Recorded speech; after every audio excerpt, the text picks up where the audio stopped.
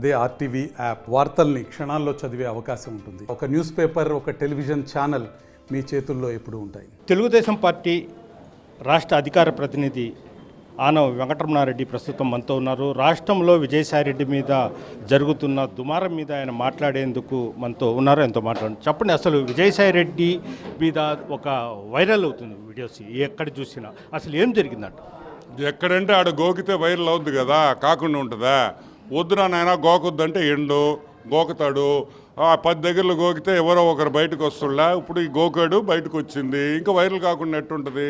మసాలా ఉంది, mid night మసాలాలు, ఇవన్నీ ఏం చేస్తాం?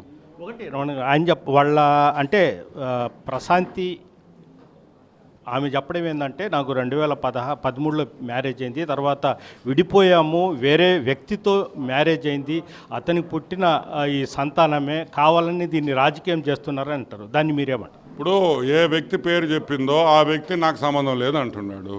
మరి ఎవరు ఇది? ఆ విజయసాయిరెడ్డి పేరు ఈయన చెప్తున్నాడు. ఏముంది, సింపుల్గా DNA టెస్ట్ చేస్తే అయిపోయింది కదా, 5 minutes జాబ్. దీనికి ఇంత మిస్టరీ, ఇంత వైరల్ కావాల్సిన అవసరం ఏముంది? ఇప్పుడు సుదర్శన్ రెడ్డి అనే వ్యక్తి పేరు ఆమె చెప్పింది. ఆయన ఏమంటున్నాడు? నేను DNA టెస్ట్కి రెడీ అంటున్నాడు. Vijayasai Reddy can do the same thing. పెద్ద విషయం ఏముంది? అంటే తప్పు చేస్తేనే కదా, భయపెడితేనే కదా రారు DNA టెస్ట్కి. DNA టెస్ట్కి ఇచ్చి దానికి ఆయన స్పీకర్ దగ్గరికి పోయి ఆయన స్పీకర్కి ప్రివిలేజ్డ్ మోషన్ ఎందుకు? ఇవన్నీ టైం వేస్ట్ ఎందుకు? పార్లమెంట్ ఏదో పోతే కొంచెం యూస్ఫుల్ థింగ్స్ డిస్కస్ చేయొచ్చు కదా, ఈ పిచ్చి ప్రివిలేజ్ మోషన్ల కన్నా. కరెక్టే కదా? పార్లమెంట్ అనేది is there to discuss other things, not the private lives of MPs. So DNA టెస్ట్కి ఒప్పుకుంటే అయిపోయింది, వాడికి పెద్ద విషయం ఏముంది? అంటే కేవలం రాజకీయం చేస్తున్నాడు, నాకు అసలు సంబంధం లేదు, వాళ్ళ ముఖాలు కూడా నేను చూడలేదనేది ఆయన చెప్తున్నాడు. గోకి దొరికినోడు మాట్లాడే ప్రతి మాట అదేనయ్యా, నాకు సంబంధం లేదు, నేను చూడలేదు. నేను అడిగా ఒక క్వశ్చను, కొలంబియాకి ఆయన అడుగుతున్నాడు మదన్ మోహన్, కొలంబియాకి వెళ్ళాడు, ఎవరితో వెళ్ళాడో చెప్పమను, ప్రూఫ్ చూపిమను. నేను అడగటంలే. These are not my allegations, these are allegations made by the father of by the actual husband. So I'm no way connected. I'm only asking what he is I'm only reiterating what he is asked. అదేవిధంగా అంటే విజయసాయిరెడ్డి వాళ్ళ ఇంటికి పోయినట్టు, ఒక కార్యక్రమాల్లో కూడా పాల్గొన్నట్టు కొన్ని videos, photos కూడా ఉన్నాయి.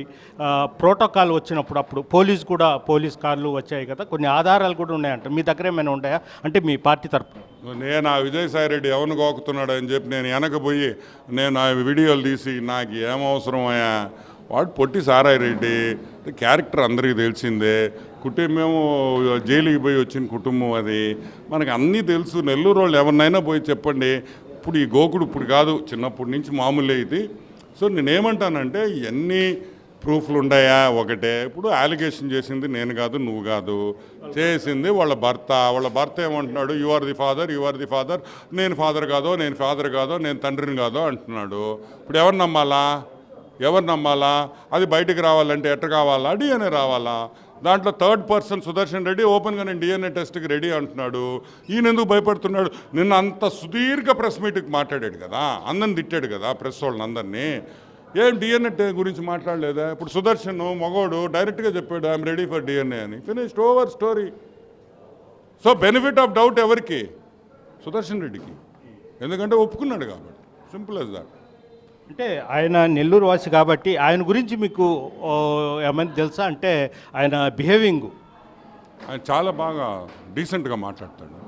అంటే మామూలుగా వాళ్ళు ఇప్పుడు జగన్ కూడా మనమంతా జగన్ గారు అంటాం, ఏరా జగన్ అంటాడు. అంటే వాళ్ళ భాష అంతే. అది వాళ్ళంతా వరే గిరే తురే అనుకుంటుంటారు. ప్రసన్న కూడా వరే గిరే అన్నాడు కదా, ఆయన ఏమి ఏరా అన్నాడు. వాళ్ళ భాష అంతే. అలాగే అంటే నా మీద తప్పుడు ఒకటి ఇంకోటి కూడా గుర్తుపెట్టుకోండి, చార్టర్డ్ అకౌంటెంట్గా Chennai ICFI Indian Institute of Chartered Accountancy ఉంది, వాళ్ళే వీడు పనికిరాడు, వీడిని తొలగించండి చార్టర్డ్ అకౌంటెంట్గా అంటే ఆయన నిరంజన్ రెడ్డిని పట్టుకొని హైకోర్టులో పోయి స్టే ఆర్డర్ తెచ్చుకున్న వ్యక్తి.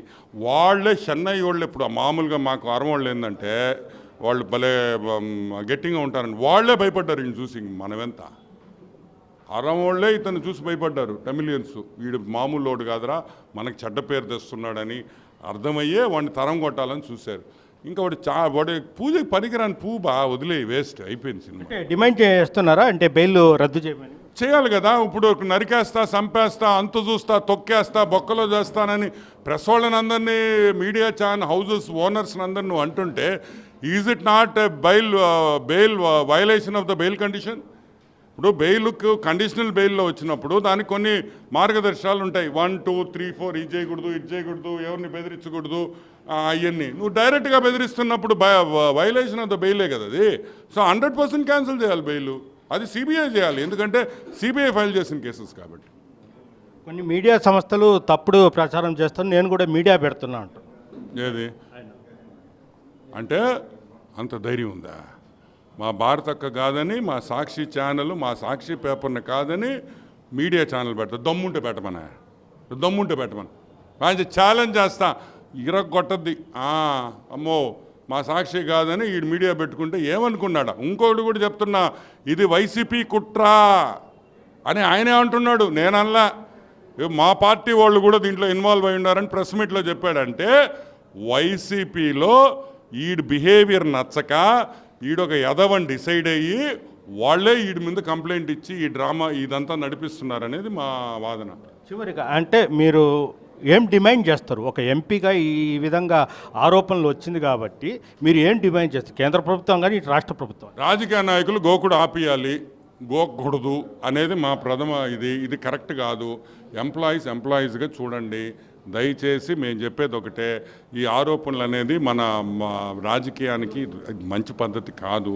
ఒక అఫీషియల్స్ అయినప్పుడు ఈరోజు ఒకటే గుర్తుపెట్టుకోండి, ఈరోజు అలిగేషన్ చేసింది, ఈరోజు ఆరోపణ చేసింది నేను కాదు, ఒక సీనియర్ సెంట్రల్ గవర్నమెంట్ ఎంప్లాయీ ఆయన మదన్ మోహన్ గారు. ఎంత మనోవేదన ఉంటే ఆయన బయటకు వచ్చి ఆ విధంగా మాట్లాడతాడు? అది కూడా మనం ఆలోచించాలి కదా. ఈజ్ ఆల్సో హ్యూమన్ బీయింగ్ కదా, ఆయన కూడా ఒక మనిషే కదా. ఈరోజు ఆయన వచ్చి ఇట్టు మాట్లాడుతున్నాడంటే ఆయన ఎంత బాధలో ఉంటే తప్పితే మాట్లాడతాడు? ఊరికే ఎవరినో ఏళ్ళెట్టి చూపిరు కదా. So let the truth come out. Okay, thank you. ఇది పరిస్థితి. అయితే విజయసాయిరెడ్డి మీద ఉన్న బెయిల్ని రద్దు చేయాలి, అదేవిధంగా దీని మీద సమగ్ర విచారణ జరిపించాలని కూడా రమణారెడ్డి చెప్తున్నారు. వీడియో తెలిపితే ఆర్టీవీ నెల్లూరు నుంచి. మరిన్ని వీడియోస్ కోసం ఛానల్ సబ్స్క్రైబ్ చేయండి, లేటెస్ట్ అప్డేట్స్ కోసం వాట్సాప్ ఛానల్ ఫాలో చేయండి, అండ్ లింక్ డిస్క్రిప్షన్లో ఉంది.